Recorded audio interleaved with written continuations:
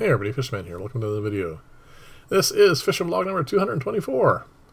And even though it's only been, well, not quite a week since I divided all these guys up to try and see if I can accelerate the growth of the crowded zebra danier fry and by giving them more room here, well, I kind of thought that there was a bit of a difference, and the easiest way for me to tell is to obviously record it and put it on the bigger screen and see if there is much of a difference.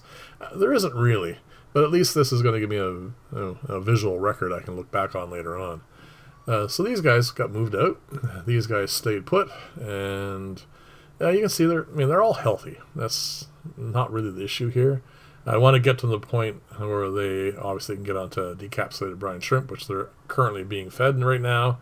And, well, like I said, I want to keep an eye on them, keep a video log of this, and see if there is going to be a point where they will accelerate in growth. I want to switch over to the tank now. This is a 30-gallon tank. I'm going to continue using this spot just to shine it on and give you a bit of a better look. These guys really did take off. I mean, again, it's only been about a week, and as you can see, they got fat bellies, and they're much larger now. They're getting stripes, and, well, the most important part, I mean, part of this whole process, of course, and the reason why they're doing so well, besides being in a filter tank where I can feed more and everything, they've got to the point now where they can feed on decapsulated brine shrimp, and even though they're still being fed paramecia, it makes a big difference when they can get the larger, more proteinaceous foods and that sort of thing.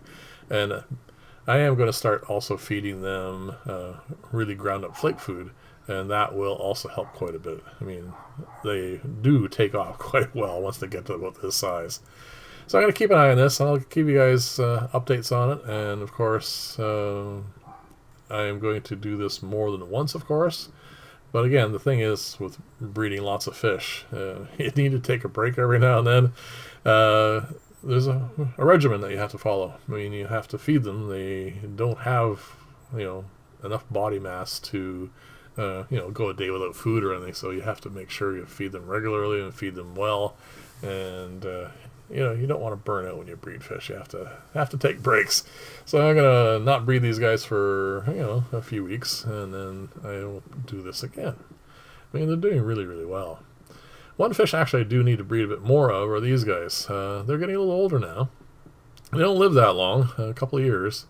And I was thinking what I'm gonna do. Who am I gonna separate out?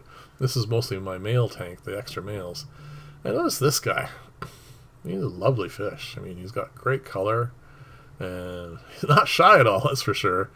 He may actually be one of the males I use. I have a whole pile of females in another aquarium, and I think I'm going to set this guy up and get some more fry out of it.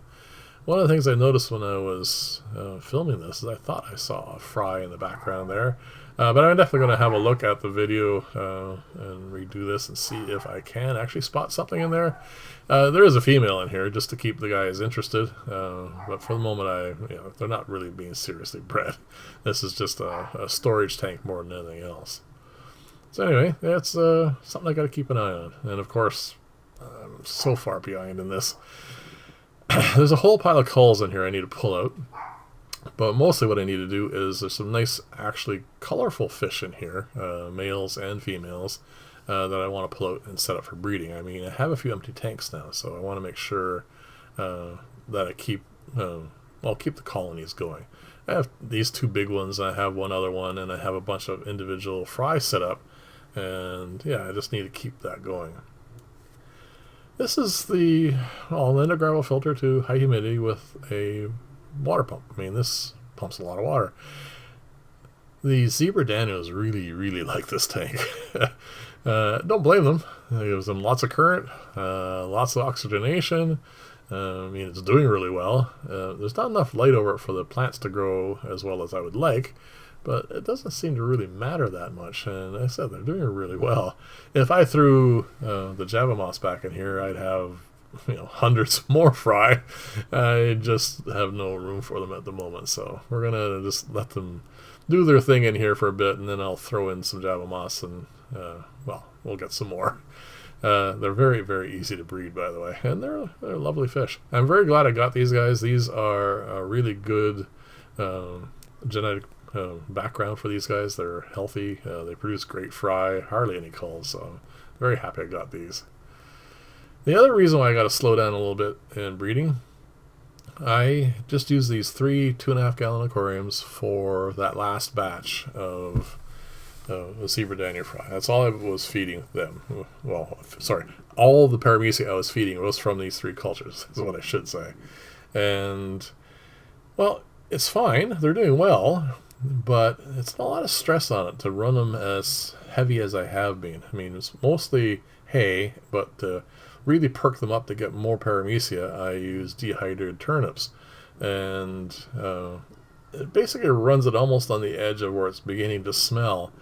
Right, I mean, it's fine at the moment because I'm slowing down again because the fry are getting bigger, but yeah, I need to let it rest for a bit, and then we'll get it going. It's, like I said, paramecia are really, really quick reproducers, and well, we'll get that going.